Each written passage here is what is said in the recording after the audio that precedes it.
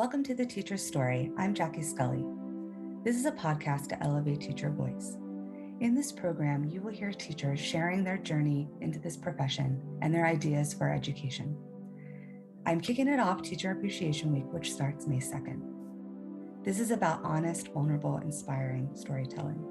It's a time and a space for teachers to share their ideas for the future of education. Teachers are beautiful beings who give their heart and soul to their community. They're innovators, they're inspirational, not only to children, but to the people around them. And they deserve to share their voice. So welcome to The Teacher's Story. Enjoy.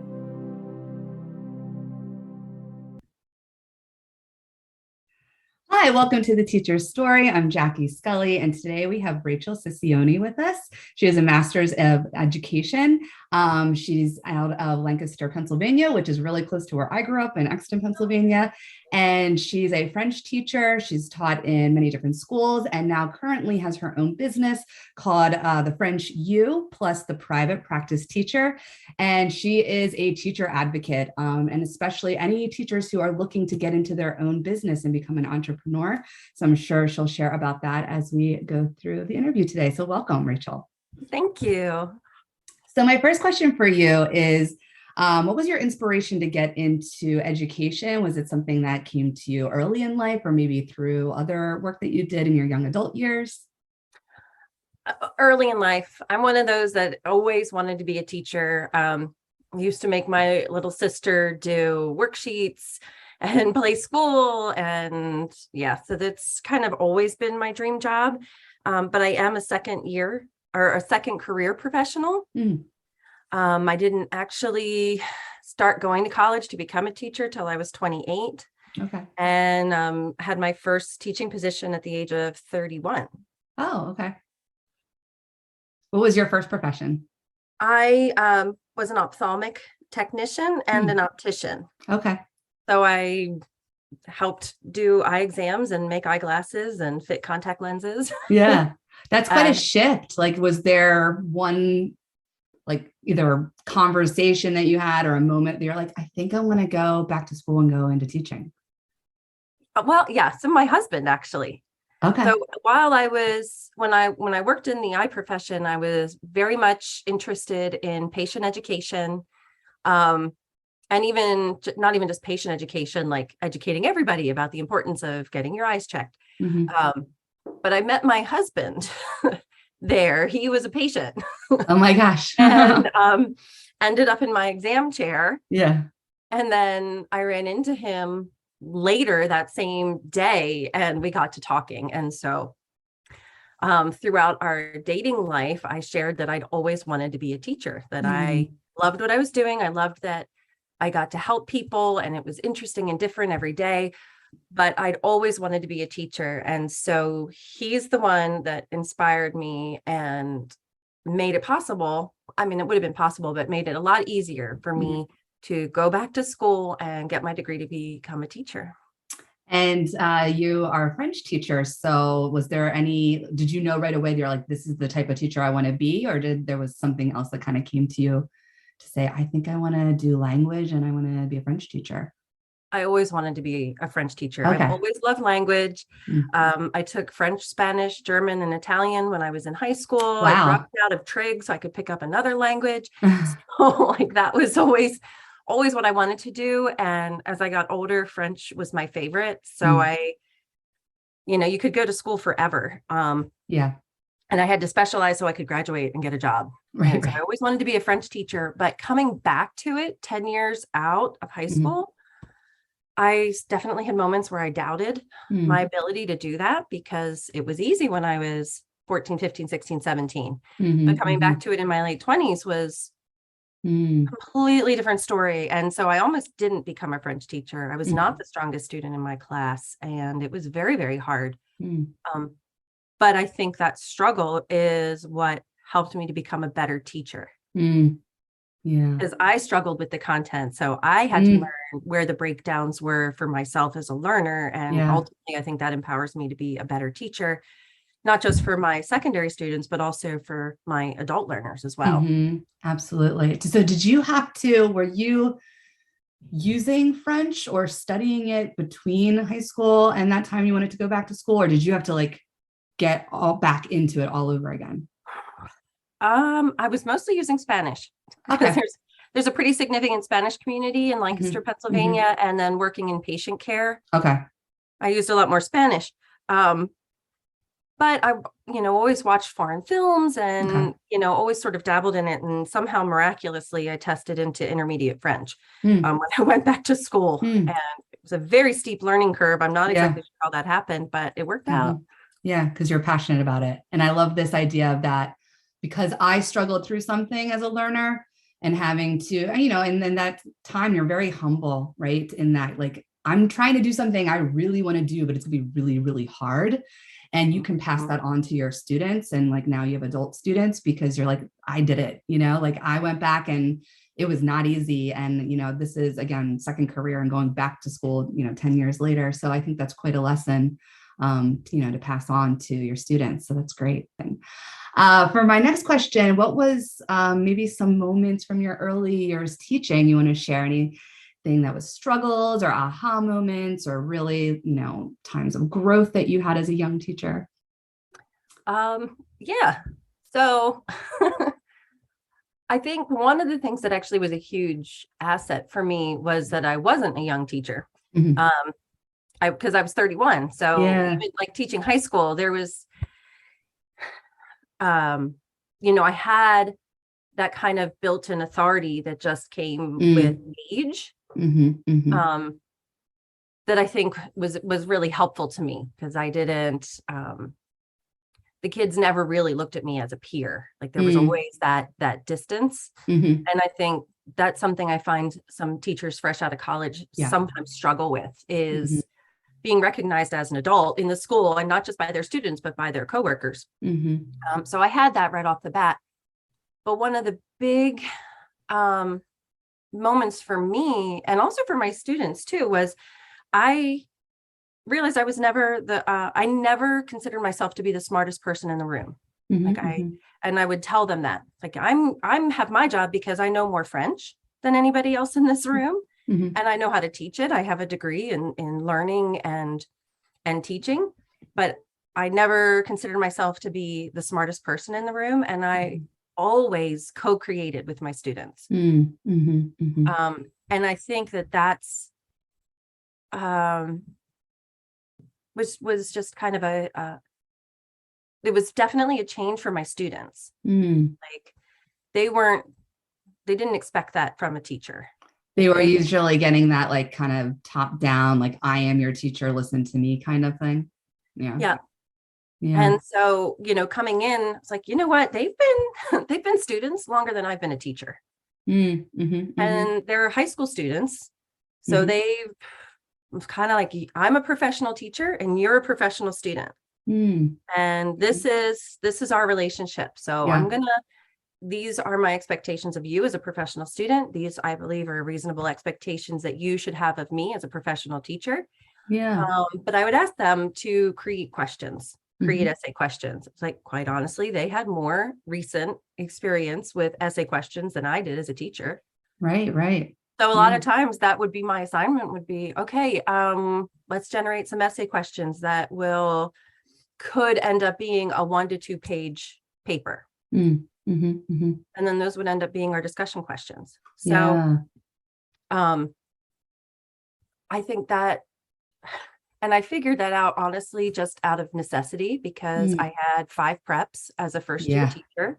Wow. That's a lot. And hardly any resources because the teacher I was replacing created all of her own resources. And when she left, she naturally took them all with her. I know that happens so many times. So I'm brand new to teaching, have almost no resources, have a really old textbook that I had never seen before in my life. And the keys to a classroom and a bunch of kids showing up. So it was kind of like, okay, we're going to do this. You get thrown in. You really don't know until you're there, right? You just like, the real training happens when it's your first year teaching. You could have as much education and training, even in student teaching, but it's not until you're actually in the classroom and you have to figure it out. And I love that idea of co-creation. I think that's where education is. And I think it could go even further. And so we get to like the ideas part later. We can maybe talk more about that. But, this whole like sage on the stage concept, right, of the teacher, right, the old school teacher. And there's maybe some that still teach in that way, but it doesn't work for the students. And you're also just giving yourself more work to do. And you're giving yourself such high expectations to be the expert in everything and do everything right. So as much as you bring student voice into the lessons, and it's not just your lesson, it's, the group lesson, the community lesson, it's just such a powerful thing for them, because they're going to go out into the work world and they're going to collaborate and they're going to work with people, and they want to see themselves, within a community and not just someone telling you what to do in a job. Right. Mm-hmm. Yeah. And I think, I taught 9 years in private Catholic schools, and I never wrote anybody up. Like Mm-hmm. 2 different schools, very different demographics, but I never had to write any students up. And I remember I went on a job interview at a public school where my co-op was retiring. And so she asked me to come and apply for her position. And I found out from her that the fact that I had never written anybody up was part of why they didn't believe me. Oh, wow. And that was part of the reason that I didn't get to a second round interview. It's like, well, that's bizarre, isn't it? It's like, so is the goal to write students up? We want them in detention. Like, is that the goal? Like, okay, this is not a prison system. Right. I've had 2 personal detentions in 9 years. Yeah. But one of my students came to me as a senior. Now he took French 1 as a senior, again, for the same thing, senioritis. Yeah. So many students will mistake the nice teacher for the easy teacher. And so I would end up with a lot of seniors in my French 1 class because I had a reputation of being a nice teacher. And then they'd get in there and like, oh, this is work. This is not an easy class. Right. But he was a student that had been written up multiple times. And as soon as other teachers found out that he was on my roster, that, oh, watch out for him. He was one of those students. And I never I hate when they do never that. had any trouble with him. I just kind of, I let it go in one ear and out the other. And he came to me at the end of the school year and thanked me. And he said, you know what? All of these teachers in here, they demand respect, but they don't give it. They always talk about how respect is a two-way street. But they just expect it without giving anything in return. He's like, you're the first one that actually respected me when I walked in the door. I knew that I was respected. He's like, and that's why I respect you. That is so wonderful, Rachel. Wow. That's so true. Stuck with me. I'm like, of wow. Course. Yeah, it's so true. Students have such insight, and they know what's going on, and they know, how this whole thing works and how they should be treated too. And it absolutely is a two-way street. Like, it's like, you can't just demand respect because you're a teacher. You have to be a good teacher, but also a good human being, like a caring human being who genuinely cares about the student. It's not just like, I'm going to teach you French or I'm going to teach you history, and I only see the A students as like my great students, but like, no, I'm a human being, you're a human being, and I'm going to treat you with respect and care. And I expect that in return. And, this becomes a collaborative relationship. Yeah, absolutely. Oh, I love that story. I've had very joyful experiences with my students. And I think that that's why I never had to write any of them up. I could just kind of pull them aside. I mean, this young man had tattoos, which if you know anything about Catholic schools, you absolutely may not ever show a tattoo. Right. The school also did not have air conditioning. So in the summer, in those late, May months, it was very uncomfortable for him to have to wear long sleeves to cover his tattoos. Yeah. And well, dude, like, I have a job to do and you have a job to do, and you made this choice. How are we going to work through this? Because I can't, allow you to display your tattoos. Yeah. in the building. And he's like, no, I get it, ma'am. I get it. Like, I get it.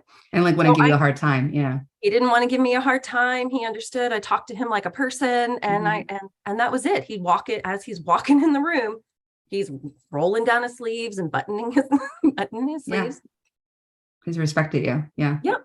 Yeah.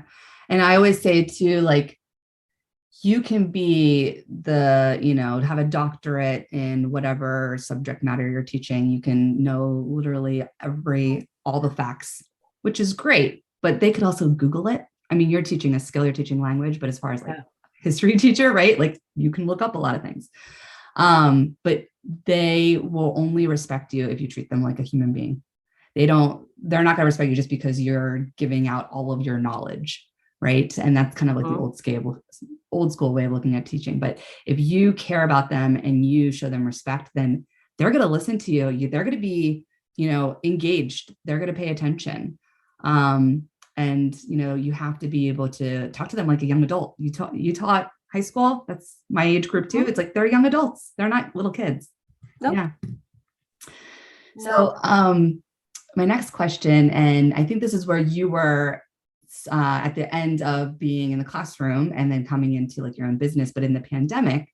So anything you want to talk about with teaching in the pandemic or just the pandemic in general, that were obviously struggles, but maybe other moments that you learned from that, or you could see like takeaways from that time?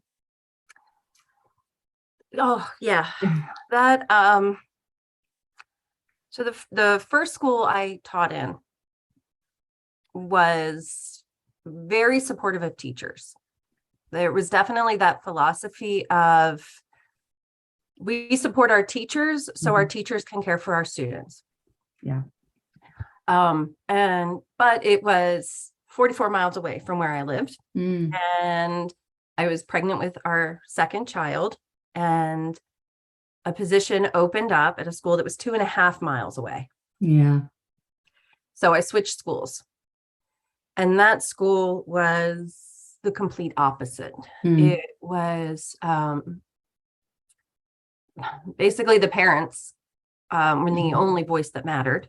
The people writing the checks was the only voice that mattered because it's a private Catholic school. And that did not work well for me. I was very, very fortunate to start my career in a school that treated me very, very well. And to not be treated well. I mean, perhaps if that had been my first experience as a teacher, I would have just thought, well, that's just how it is, and keep my head down and stay in my lane, right? Right. As many other teachers do. But my first experience was to be treated very, very well. And I voiced those expectations when I agreed to come to their school, because they approached me and asked me to come. And then when I got there, that within 3 months, the things that I had been promised started being taken away. So I had not been happy there prior to the pandemic, but I loved my coworkers. I loved the mission of the school. I loved my students. I loved their families. The community as a whole, I absolutely just loved. But I hadn't been happy there for a long time. And really the pandemic and the way that they handled the pandemic, it was really the straw that broke the camel's back. And as the summer went on, the closer I got to having to go back there, the more I cried. Like I dreaded, I couldn't get excited about the things I wanted to try out the next year. And that was the first summer I had that happen. I noticed it was taking me longer and longer to rebound over the summers. But I could always get excited about what I wanted to do with my students. And I think after the way that school had handled the pandemic and the expectations that they put on us and how little they've really appreciated what we did to keep the school open and for students, I was so heartbroken. I just couldn't. So I started looking for other jobs, other teaching jobs. And I was very specific. I was not going to go anywhere. I knew there were a couple of districts that had near me that had the similar teacher supportive environment. And those were the only districts I was going to be willing to work in. So I had gotten an aide position for ESL, and I was still in my master's program, and I was considering ESL as an option. So I thought, well, this will be good. It'll get my foot in the door at one of my dream districts. It'll give me an opportunity to really see what ESL is before I finish all this specialized coursework. And I loved it there. I actually really loved it. It was in a middle school. I loved the administration. I loved the teacher that I got to work for. She's amazing. She's an absolute force of nature. You might even want to interview her at some point in time, because she's an incredible educator and just human. But at the same time, I had also been approached by our local private school, very, very small. Like, this school, it's the Stone Independent School in Lancaster, and it was started by two teachers who kind of, their motto is education that matters. And they were not happy with, their belief is that the 1970s style education, the way that it is not appropriate for 21st century learners. Absolutely. And so they've taken their multiple master's degrees and PhD and in education and decided to create their own school. Wow. And it is a super cool learning environment. Yeah. And whenever they don't have, but it's like it's a skeleton crew. I mean, they only have 150 students, and they do, I think it's 6 through 12. So whenever they have students that are interested in something that they can't offer, they go out to the community. And so I was approached to teach French for just 2 students. And I would create it. It was still 2020, so we were completely online. The school didn't open up until, I think, like the last quarter of 2021 for some in-person instruction. And they asked me if I would create a program for 2 of their students, and the parents would pay me directly. Wow. And I thought, okay, sure. Yeah. Why not? I have no idea how to do this. But we had all become so innovative during that pandemic teaching. Yeah. I was like, you know what? I think I can do it. And the pace cut that I took to become an aide, from a teacher to an aide, even though they did give me a little bit of a bump because I'm a teacher, it helped to offset that pay cut. And that was part of what made that decrease in income possible for our family at the time. So I took on these students. I had no idea what I was doing. I just figured it out as I went. And I was doing this aide position. And I just started telling people what I was doing. And I got more interest from other students. And then by Thanksgiving, I had to give the school my notice, because I was making more teaching privately than I was as an aide. And I could make even more if I opened up my schedule from those aide hours to take on more students then. So financially, it didn't really make sense for me to stay. And I was having to work hours, like after school hours, in order to teach my private students. And that's when my kids were home, and I didn't really want to do that either. So, so by December, I had the schedule that I wanted, and was making considerably more than if I had stayed in that aide position. Wow. So it all just kind of like came together out of this situation that was dire in the school that you moved to because it was a better fit for your family and for commuting, right? Anyone would make that decision. And unfortunately, it was not an environment that was conducive for, one to really feel like you're supported. And then you kind of just came into this new role, and this is what birthed your business, right? Yeah. This was like the beginning of your business, right? Through the Stone Independent School. Exactly. Yeah. And it's not even opportunity that I ever thought existed. Wow. And I love it. I love teaching adults. Yeah. I did not expect to, because my heart, I feel like I come alive when I'm working with adolescents. That's my population. That's what I have always felt the most passionate about teaching. Yeah. But I really enjoy working with my adult students. I did not expect that. Yeah. at all. I mean, I really feel like I have my cake and I get to eat it too with them, because I get to hang out with people that I genuinely enjoy as humans and geek out about one of my favorite content areas ever. Yeah. And I get paid for it. Wow. Yes. That's the dream job right there. Yeah. And then I saw with the private, so that was my French U. But then I saw what's been happening in education, right? Especially in this, like in the last couple of years, and how teachers went from being heroes to scapegoats to,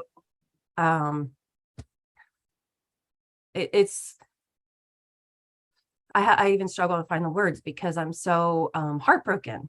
Yeah, me too. For so many beaten down completely. So beaten down, and there's so much expected of teachers, and they carry the weight of so much. A heavy burden of our entire society is on teachers, and you just get up every day and put on your armor and do the best you can for the kids when it feels like there's an entire system working against you. It's so true. And then to just be mistreated while you're at it. Right. Is, right. I get choked up and angry and sad about all of that. So seeing that, and then seeing what I was able to create for myself, and seeing this mass exodus of teachers, not just leaving the classrooms, but they're leaving the field completely. Yeah. They're completely leaving education. Yep. And it's usually it's usually your best and brightest that go first. Sadly. And I have kids who go to public school, and I do not want to homeschool them. Right. I want education to work. Like, I don't want it to fall apart. No.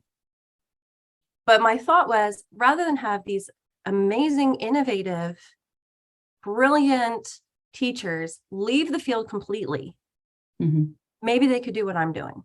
Yes. Yeah.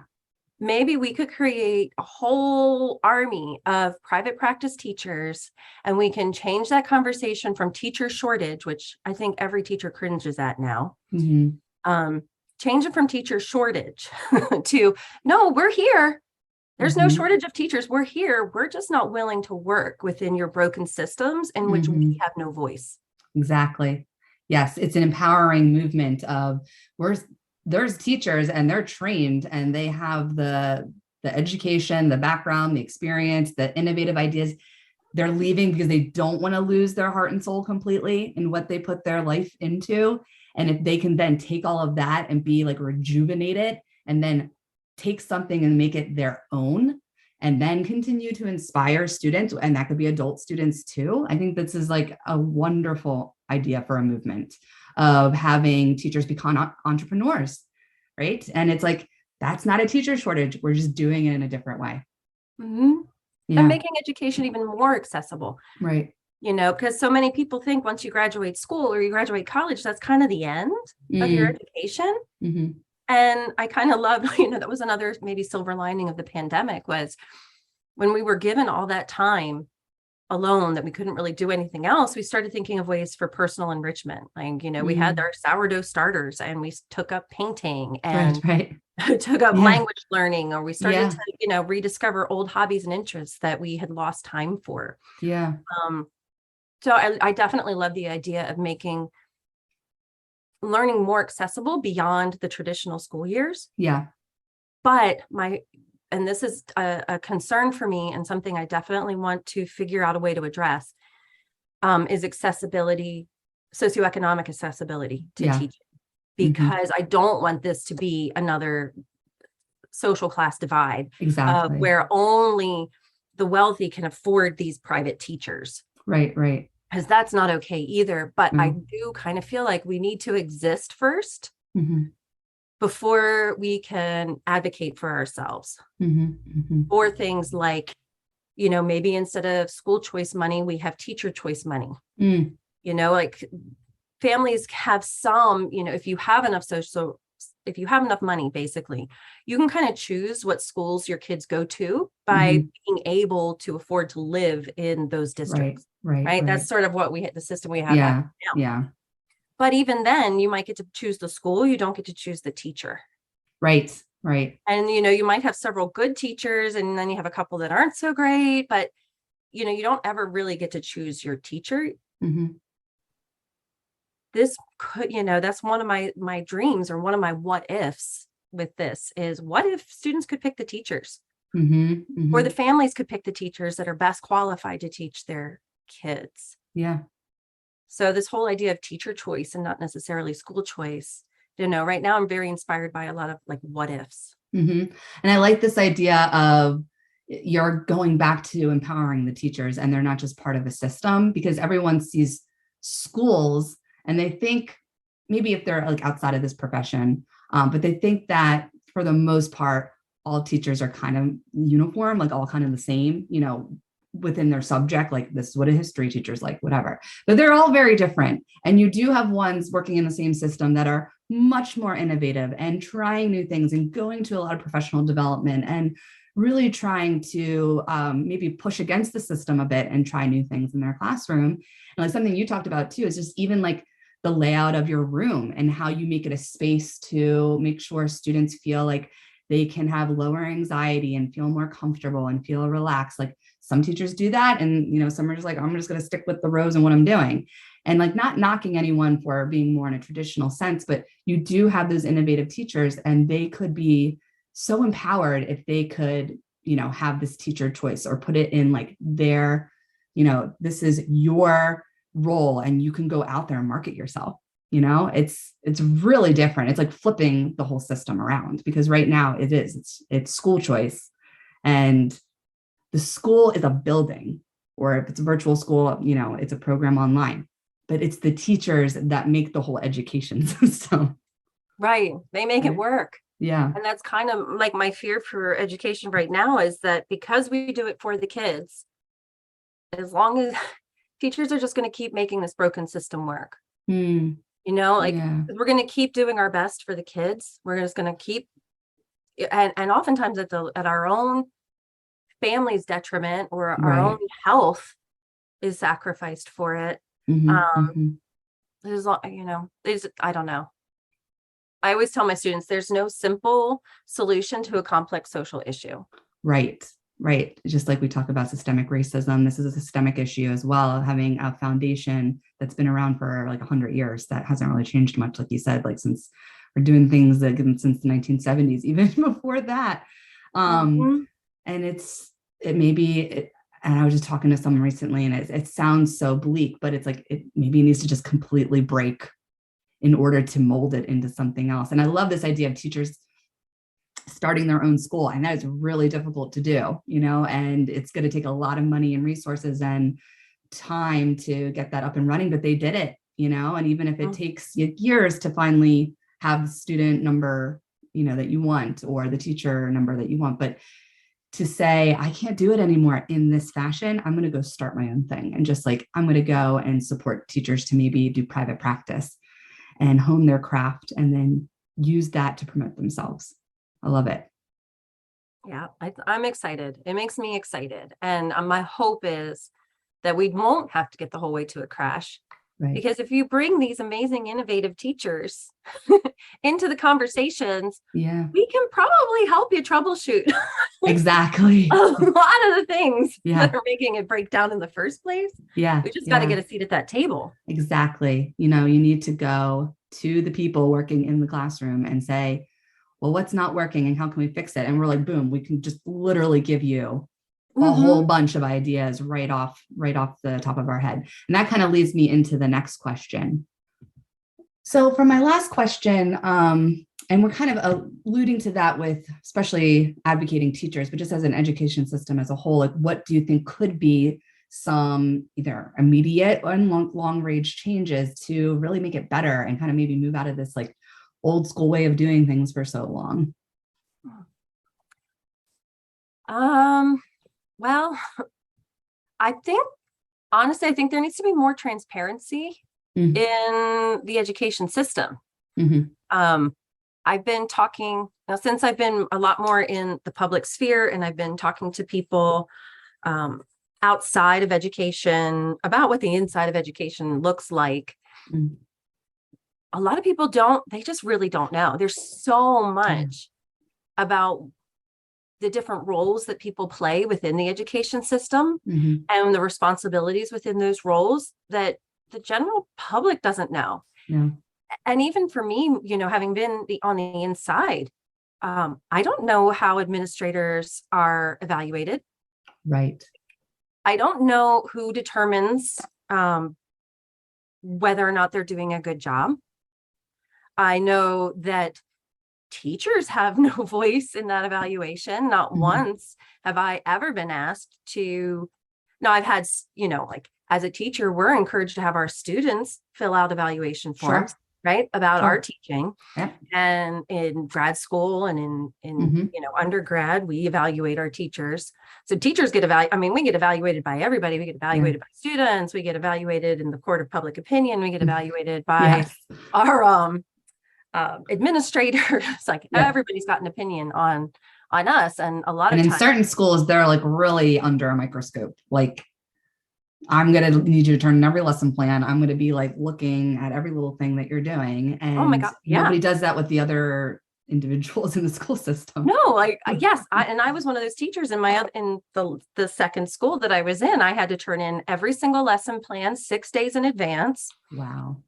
Even though I always put a disclaimer. These are what I plan to teach. However, my classes are receptive to the needs. They're interactive of the students that are in front of me. And I'm going to take advantage of the teachable moment. And I may not necessarily get to worksheet on page 43, on that day. Again, that's a factory model, right? But yeah, my grades were looked at, my lesson plan, that definitely 100% under a microscope and not respected as the educational professional that I am, but going back to definitely having that transparency for everybody to see what the roles are, what the responsibilities are, where the, who is making the decisions for what is taught and how it's taught, because I feel like right now, I'm trying to find a nicer word for it, but it's the muck is rolling downstream. It always flows downhill or downstream, right? From both sides, and it lands on teachers. Yeah. And nobody really knows how little say teachers have. So I would love for that to be, let's get that transparency out there. Of who's making what decisions and who's responsible for what. So that way everybody knows. I would love for teachers to have a voice in evaluating their administrators, and that the admin don't get to see it. Like it goes directly to whoever it is that makes decisions regarding the administrators. Right. Whether that be like a head or superintendent or even the school board. Right. Yeah. That is going up there. That would be just at least one great place for teachers to have some voice. And many people don't even know that teachers don't get to do that. Not at all. We don't evaluate anybody. We don't evaluate anything. Obviously we evaluate students, but that's it. And I don't have that necessarily like in my situation, but anyone that I've known that has left schools, there's many, many reasons, but they have often said, I wasn't supported by my administration, or I had this conflict with, this person in the administration, or I was at this one school that I was very supported and I stayed, or maybe I couldn't stay because of location and whatnot. And then when I moved, I wasn't supported by this. So that if you have a lot of people leaving and, you're supposed to do these exit interviews when people leave, like, why are you leaving? And if they're like, well, I have these concerns about this administrator, it's like, well, then, yeah, they should be evaluated and teachers should have a say because the administrators are evaluating them. And we talked about teacher to student co-creation, administrator teacher should be co-creation. And with that is both evaluating, each other, because the whole goal is to make it better. It's not to bring anyone down. It's not to say like you're like this terrible person, or it's constructive criticism on both sides to make it better for the students, right? We are ultimately molding this generation. So it should be looked at as like, we need to all be doing as best of a job as we can to mold this generation. Yeah. Yeah. And I can have those conversations with my students. Yeah. We were able to have these, of course we had emotions, and I would bristle or be, a little bit hurt or embarrassed or disappointed when a student would point out something that I didn't do well. And I probably already knew, what, my classroom management during that class was not great. And then on my evaluation, a student would bring that, because I did have my students evaluate me, Yeah. So they would bring up something, and of course I had emotions to it, but we could still have a conversation about it, and we could still walk away from that conversation feeling better and have a game plan of how to do it better the next time. Right. So I could have these very adult, open, respectful conversations with my teenage students that I couldn't have with my adult administrators. Yeah. Yeah. And that just was beyond frustrating. But not all schools are like that. And I want to absolutely highlight that, because there's so many teachers out there. They're like, I'm leaving. This is so hard. I don't want to do this anymore. I can't do this anymore. And I do not want to diminish those voices. Absolutely. And there's some that are leaving purely for financial, right? Because you could be in a school with an amazing administration, amazing students, amazing supportive parent community, and you happen to live in a place that just does not pay a good salary. And so that's another part of it too. It's like, you could have all the support you want, you could have all the resources you want, but if you are still getting paid a salary that was from like 20 years ago, and now we're in inflation, you have to also just I have to survive. I have to take care of my family, and there are teachers leaving, especially there's a lot of younger teachers leaving because they only have a couple of years under their belt, and they might not have the master's degree yet. And maybe they're in a state or in a location in a state where it's very low taxes. So that's what pays, everything in education. And they have student loan debt. And they have student loans. And they see that it's enticing to use their skills and their, transferable skills into a lot of other roles in sales, in recruiting, in education, technology startups, And so, I think you got to realize support's good, but there's just the funding for salary is still so low. It is. And so that's actually one of the things I said about, now that I've been in this more public space and I've been engaging with people outside of education, I did some research. I really didn't understand where this disconnect was, because as teachers, we know that we're educated professionals and that we've had extensive schooling and professional development, that a lot of which we've pursued on our own to get better and better at our crafts. But we get paid, but we're seen as public servants. We're not seen as educated professionals. We are seen as public servants. And I was really trying to get my head around that disconnect, because I felt like I was being treated like a public service, not an educated professional. Right. And so I was doing some research, and our salary is nationally, there's huge disparities, from state to state and even city to city. But nationally, we get paid on par with other public servants that only need about 2 years of education, if that. And if that's what it's going to be, then okay. But who's going to help us pay off our, our 4 to 6 extra years of student debt that we've incurred? Yeah. And most schools now expect you to have a master's degree. You can't even really compete in this world today in education without a master's degree. So yes, that's a whole other degree. That's a lot more time. Most people do that while they're working. So for me, it took me 3 years because I was working. I was teaching while I was doing it. And then if you have a family too, and most of the time you're paying for that. You might get a little bit of credit from your school, depending on what kind of program they have. Not all schools offer that. And it's a lot more money, and it's almost required. Whereas I have a lot of friends in other industries that just have bachelor's degrees. I have friends in other industries with no college education, and they get paid so much more money, and they're skilled professionals, and they're treated like skilled professionals, and they're paid in that way. Right. Yeah. So even if we could have, I think one of the young ladies that I graduated with, because remember, my cohort was 10 years younger than me. So when we graduated, luckily I had a spouse who could help with all of the finances, but she's not married. And I think this will be her first summer not having to work a summer job. But she's still facing, tens of thousands of dollars worth of student debt 10 years later. Yep. So that's not okay. The other thing I wanted to point out that's been really weird and interesting and frustrating for me, since I've been in this teaching privately in my private teaching practice, is the respect I get that is just given to me. When I say that I own my own private teaching business, I'm just given a level of authority and respect that I never experienced when I was in the classroom. And it was just given to me before they even ever saw what I could do. Wow. I said, I have my own business where I teach French. And then the person said, oh, you're in private practice. And there was this, yeah. And what I do now is a bazillion times easier than what I did in the classroom.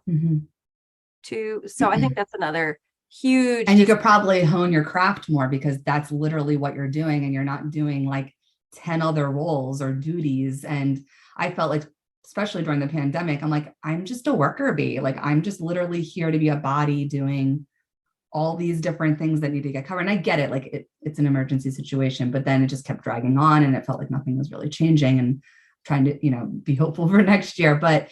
And teachers have this craft and they need time to hone that craft. They need space in their schedule to really innovate and create, appropriate assessments and project-based learning, which is really where it should be going completely, and do away with testing.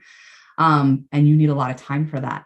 And if you're just doing a bunch of different duties or a bunch of other roles that you don't get paid extra money for, you're just doing that, you just feel like you're doing busy work. Exactly. And that was one of the things I did a teacher exit survey. I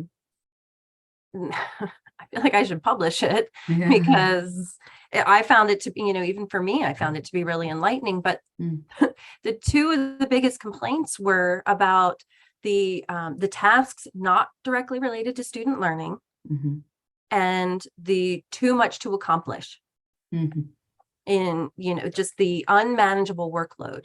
Like, what if teachers only got to do the part that directly related to student learning and somebody else did the tasks that are not related to student learning? Yeah. I'm like, there's administrative assistants, right, for administrators. Definitely could have, and this can create jobs, teacher assistants for every teacher, right? And it's like you have teacher aides, but that's usually for like the ESL program, special ed program, but not like the regular education program. And that would lighten up the load so that then again, these professionals feel like I can do the actual work I went to school for, that I'm trained in, and not all of these other duties where sometimes you're spending more time on those other roles and duties than your actual craft. Oh, yes, definitely. I found myself in that, like, especially with the pandemic teaching. Oh my gosh. Cause it was like double the work and half the fun. Yeah. Classroom teaching. Yeah. It was awful. But yeah, to be able to do the part that makes us come alive.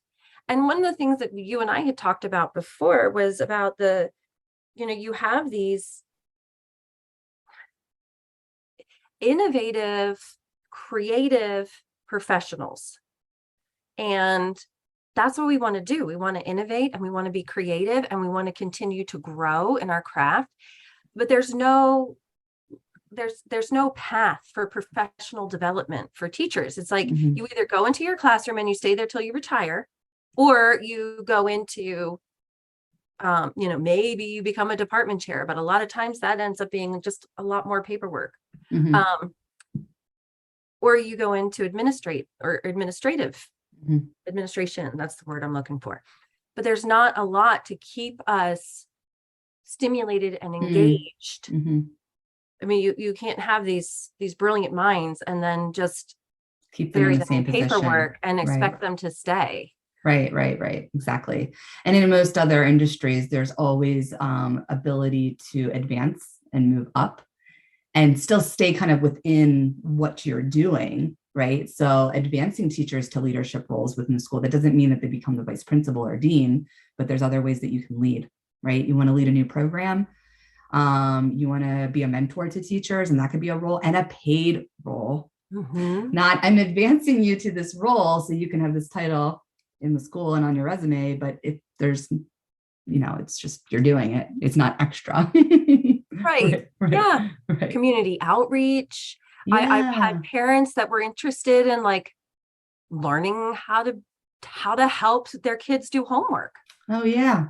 Yeah. Right. Like wouldn't teachers who could help parents help their kids do homework without doing it for them, or without, arguing with their kids about how to do long division because it's the new math, and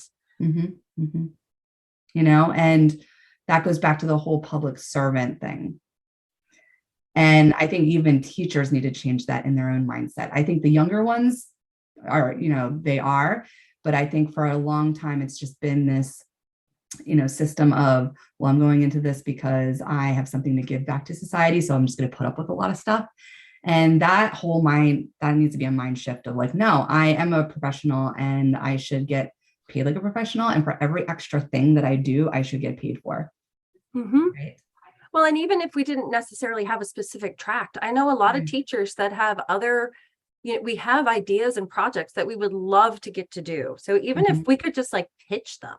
Right. Like even if we could just, like the school board of the schools of both schools that I've worked in, actually, I didn't have access to them.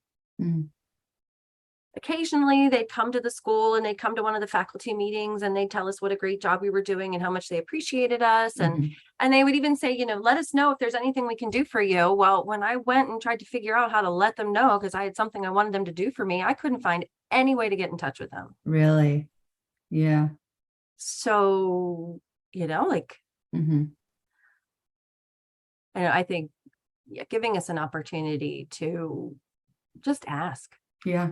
I think that's the thing. Just ask teachers, because our brains are constantly going and we have tons of ideas for all sorts of issues. And if you really utilize a teacher in all of those ways, it's just going to be even more stimulating for them, which then is more stimulating for their students. It also helps out with their families because we have all of this energy and we want to use it.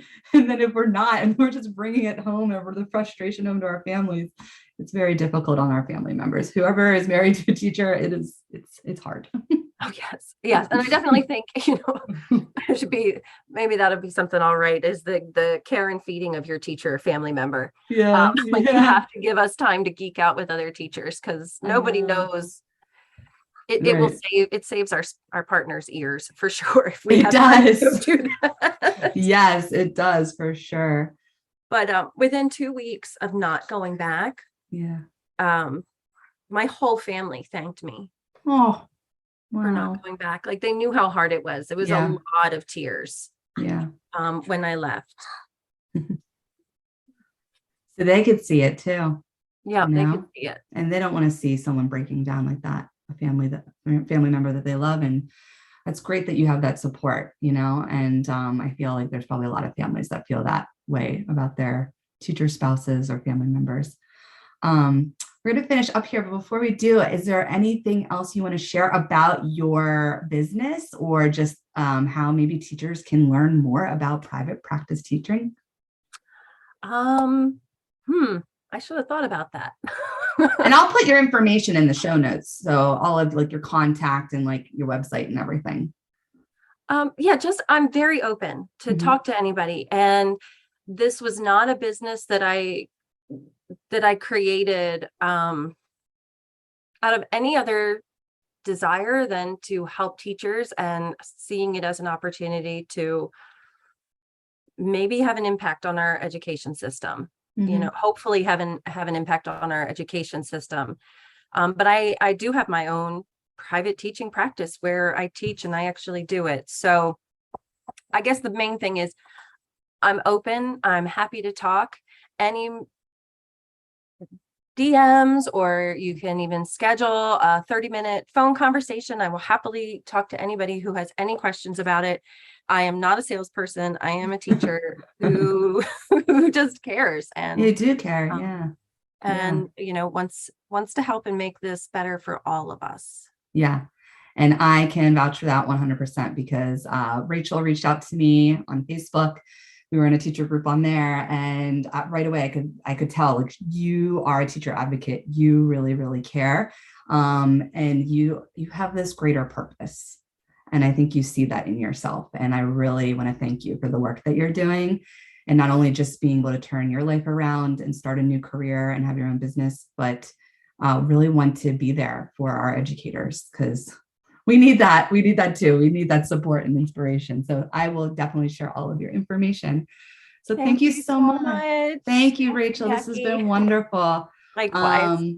And I'm excited, hopefully in the near future, to meet in person. We're not that far from each other. And this has just been such a joy getting to know you. Likewise. Thank you. Thank you. Have a good day. You too. Bye. Bye.